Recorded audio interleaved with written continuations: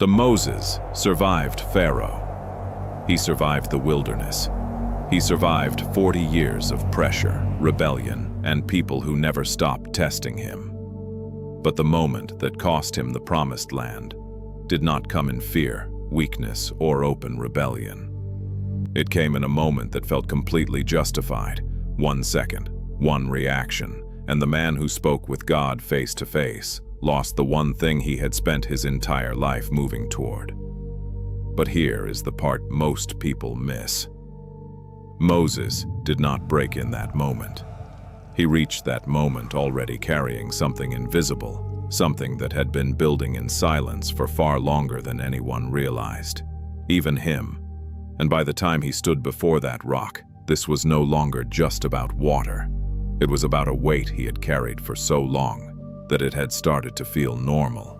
This feeling never announces itself.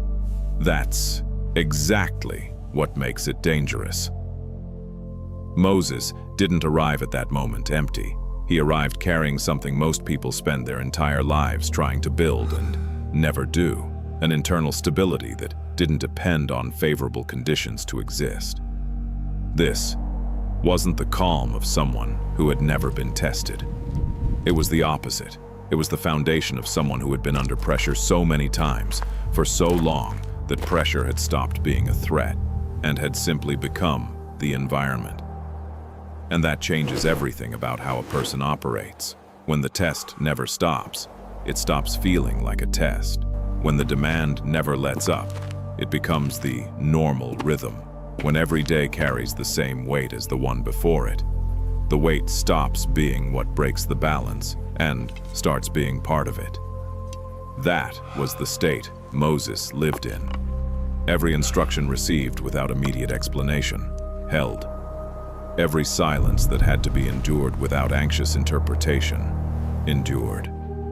Every moment the situation demanded a reaction, and the right answer was stillness. Still. Decades of that. Not as performance, not as forced control, as something that had become structure, invisible, solid, automatically available. And that's exactly where the problem begins. Because stability built through repetition produces a quiet certainty that no one examines. The certainty that the next moment will be handled the same way every previous one was. Not as a conscious decision, as an assumption. And assumptions don't get reviewed. They don't get tested. They just get carried. Because until that point, there had never been a reason to question them. But something was building, not visible, not defined, not intense enough to demand immediate attention, just present. Layer after layer of something that had never been fully released, because the pace of everything around him never allowed enough stillness for that to happen. And because it didn't demand attention, it didn't receive any. And because it didn't receive any, it kept growing, silently, inside a structure that from the outside still looked exactly like it always had. Nothing had visibly changed. And that's precisely what made what was happening invisible to the one person who needed to see it most. Moses' clarity about what was right remained intact. But something inside that clarity had begun, carrying a weight that didn't have a name yet. And without a name, it couldn't be confronted. Not yet. And when something without a name keeps growing inside a structure that has never failed, what happens isn't alarm, it's silence. Because structures that have never failed don't develop the habit of questioning themselves. And that's exactly what had formed in Moses over decades. Not just resilience, not just discipline, but something deeper and far harder to detect. The unconscious certainty that what has always worked will keep working, not as a conscious thought, as an assumption running underneath everything. Think about what decades of right decisions actually do to a person. It's not arrogance, it's not carelessness. It's the natural result of a record that never lied. Every pressure held, every silence endured, every moment the situation demanded a reaction, and the right answer was stillness. And the stillness was there, always there. That creates something that comes without a warning label, because the same repetition that built the strength, the same consistency that made Moses capable of carrying what no one around him could, is the exact repetition that builds the conviction that there is nothing left to examine. Why examine what has never failed? Why question what has always answered? And here's what no one sees coming. The longer the record of getting it right, the more invisible the moment when the pattern starts to shift. Not because the person became careless, because the accumulated evidence is too large to be contradicted by a signal too small to have a name. The weight that was building didn't produce visible resistance. It didn't change any decision. It didn't generate anything that could be identified and addressed. It simply occupied space. And the space occupied by something that isn't recognized as a threat is never defended. Moses kept moving with the same precision as always, from the outside. But there is a difference between carrying a weight you can feel and carrying a weight you've stopped feeling. Not because it disappeared, but because it became so constant that it was absorbed into what felt like a normal state. That difference doesn't show up in behavior. It doesn't show up in visible decisions. It shows up in only one place. In the moment when something that would have been immediately rejected isn't. Not because Moses chose to accept it, but because the filter that would have rejected it was no longer operating with the same sharpness it once had. And no one noticed, not even him, because from the outside, everything still looked exactly the same. The structure was still standing, the conviction was still intact, the external pattern was still identical to what it had been for decades. But internally, in the place where no outside observation reaches, where no external pressure has access, something had shifted. Not much, just enough. And just enough is exactly the size a shift needs to be, to pass completely undetected inside a structure that has never been questioned. What came next for Moses wouldn't be a sudden collapse. It wouldn't be a dramatic breaking point. It would be something far worse.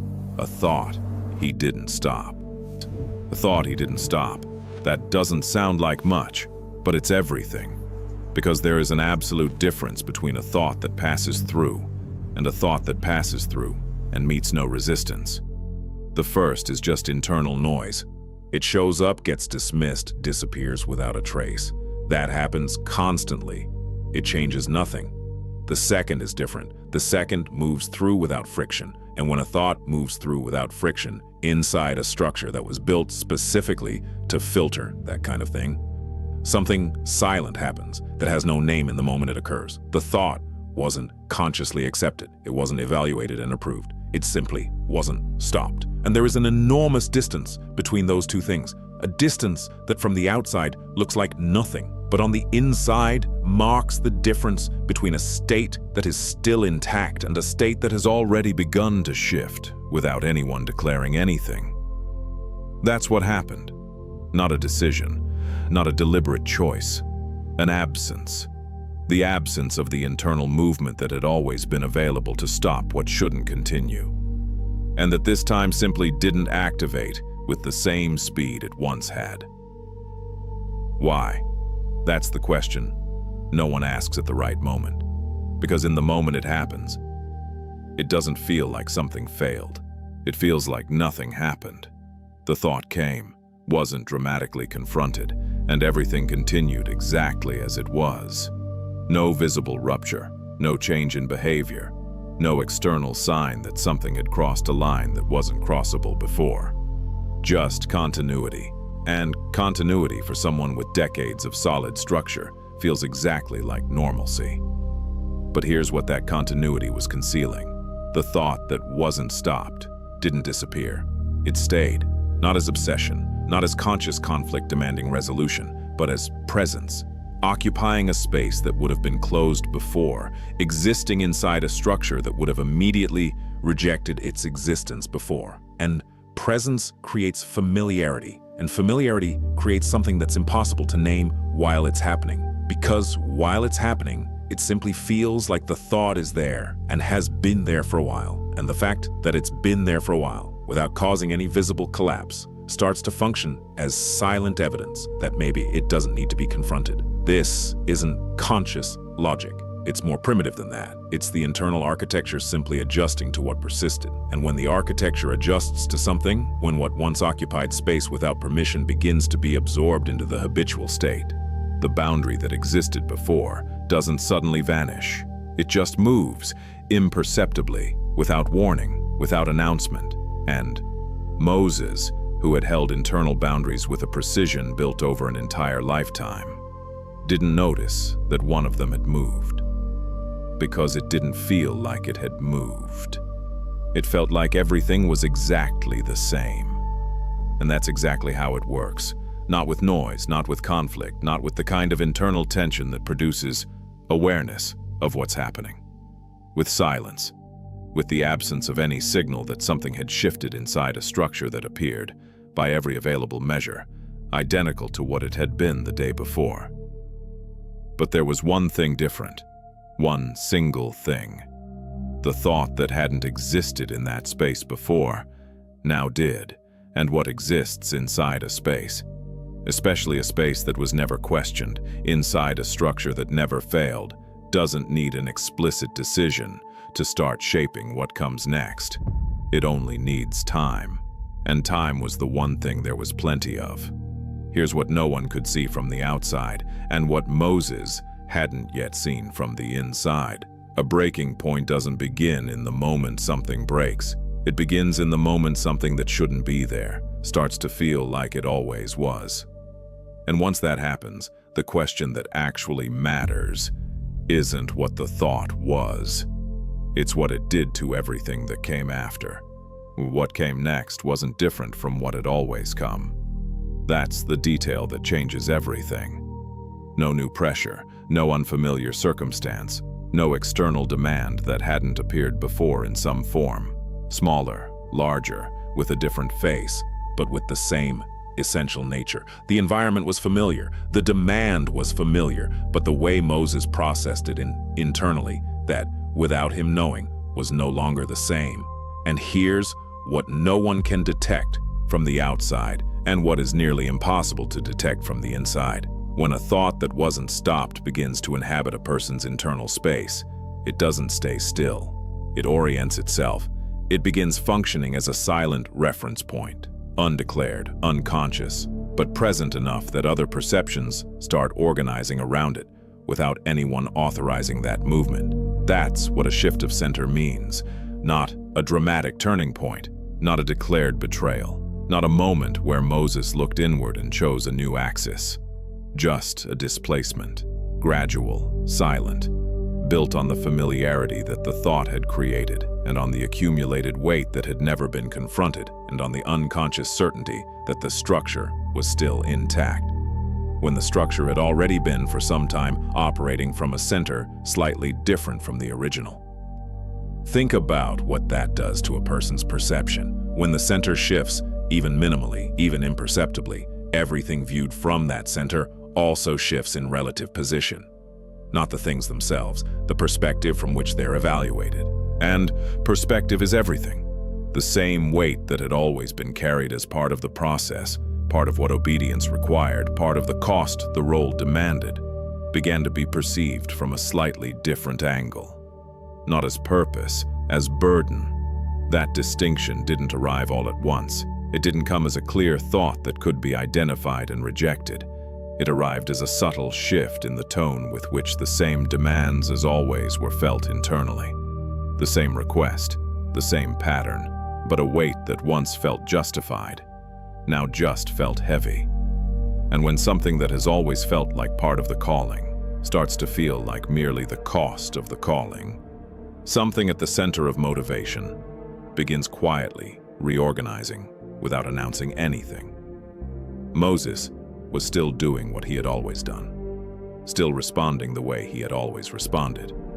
But the internal origin of those responses had silently changed address.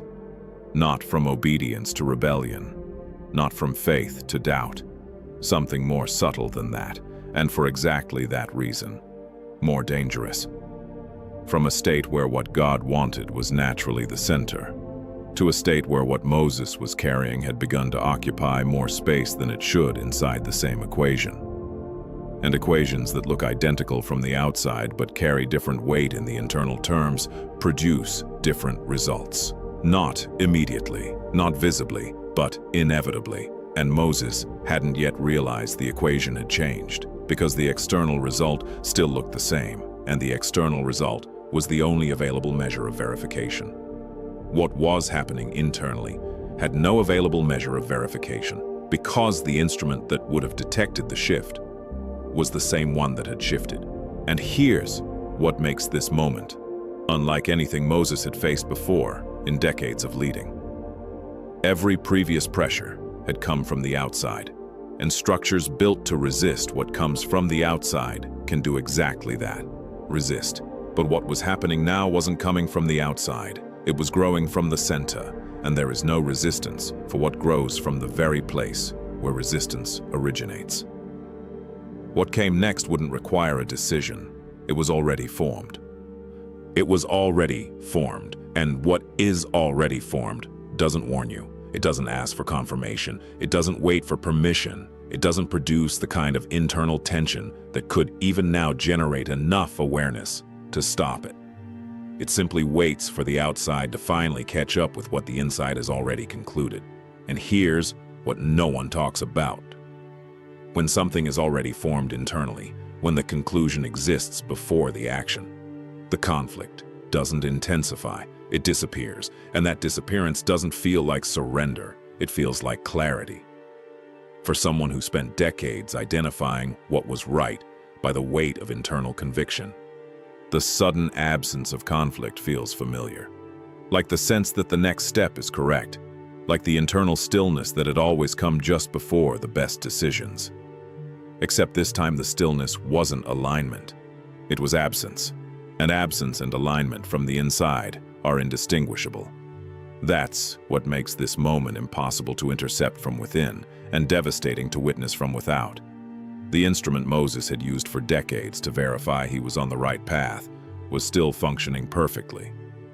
Except the center it was operating from had shifted, and a precise instrument pointed in the wrong direction doesn't produce obvious error, it produces conviction. Moses wasn't in doubt. He was absolutely certain, and that certainty, built on decades of real, verified decisions, fed by a record that had never lied, held up by a structure that still looked completely intact from the outside. That certainty was the last thing standing between him and what was about to happen. There was nothing left to process internally. No remaining resistance. No filter still active enough to create a pause. Everything built over an entire lifetime to protect against exactly this moment had silently become the very thing ensuring this moment would arrive. And what follows that isn't a decision. It's just the inevitable movement of something that already had a destination before it ever left the starting point. There is one thing that no one who has never reached this place can understand, and that everyone who has reached it recognizes immediately. The most dangerous moment in a person's life is not when they are weak, it's when they are absolutely certain and wrong, and Moses was about to prove that. In a way, no one around him could have predicted. In a way, even he never would have believed possible. In a way that wouldn't just change what happened next, but everything he had spent an entire lifetime building in a single instant. That lasted less than 1 second. And then, the silence came. Not the silence of someone waiting, not the silence of someone holding pressure together. The other silence, the kind that arrives when there is nothing left to hold because what needed to be protected is no longer intact. That silence has a specific quality. Those who have never reached it can't describe it. Those who have recognize it before they even finish reading that sentence. It's the feeling of understanding something that can no longer be undone. And what Moses understood in that silence wasn't about the visible moment. It wasn't about the action everyone around him witnessed. It wasn't about the instant that got recorded and cost what it cost. It was about the origin, about where it had actually started. And the origin wasn't where he was looking. It was further back, much further back, at a point so far before the visible mistake that between the two there was an enormous distance, traveled in steps so small that not one of them, on its own, had ever seemed significant enough to examine. That's what late clarity does. It doesn't reveal the mistake. It reveals the entire path that led to it. And seeing the entire path at once, every step that felt normal, every weight that felt like part of the process, every boundary that moved without warning, every thought that found open space where resistance used to be. Seeing all of it at once doesn't produce collapse. It produces a kind of quiet stillness. Because there is no emotional response proportional to what is being understood. The understanding is enormous. The response available is not. And that gap is the heaviest part of all. Because Moses had built an entire life on the ability to respond adequately to whatever came. That was the foundation of everything. The whole structure had been built on the certainty that no matter what the weight was, there would be enough internal response to carry it. But there was no response for this, not because the weight was more than he could bear, because the weight had been built by him, layer by layer, without realizing it, inside a structure that appeared to be protecting him while, silently, producing the exact outcome it was supposed to prevent. And here is what makes this impossible to shake. Moses didn't fail because he was weak. He failed because he was exactly who he was. Someone with enough structure to miss the moment the structure started working against him. Now stop. Not to think about what happened to him. To think about what is happening to you. Is there something in your life you've stopped examining because it has worked for too long to be questioned? Is there a weight you carry that no longer feels like weight, simply because it became constant? Is there a thought that passed through without resistance, and that since that moment has been occupying a space you never would have left open before? Because the process that destroyed Moses' legacy doesn't require a biblical figure to repeat itself. It only requires enough time, enough structure to go unquestioned, enough consistency to create the illusion that everything is still exactly where it should be. The mistake is never born in the moment it explodes. It's born in the moment before, in the silence before, in the absence of an interruption that should have happened, and didn't because everything around it still looked completely normal. And normal is the most dangerous state of all, because inside normal, no one watches. The question Moses could no longer answer after that silence arrived is the same one you can still answer right now. Is there something inside you that stopped being interrupted? Not yesterday, not a month ago, today, right now, because if there is, and you know if there is, the only second that still matters isn't the one that already passed. It's the next one.